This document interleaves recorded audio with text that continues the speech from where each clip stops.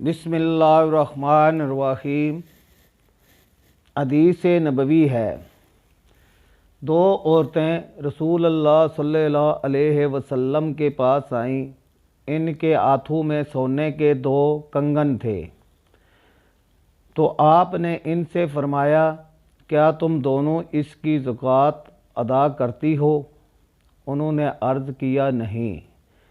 तो रसूल अल्लाह सल्लल्लाहु अलैहि वसल्लम ने इनसे फरमाया, क्या तुम पसंद करोगी कि अल्लाह तुम दोनों को आग के दो कंगन पहनाए? उन्होंने अर्ज़ किया, नहीं। आपने फरमाया, तो तुम दोनों इनकी ज़कात अदा करो।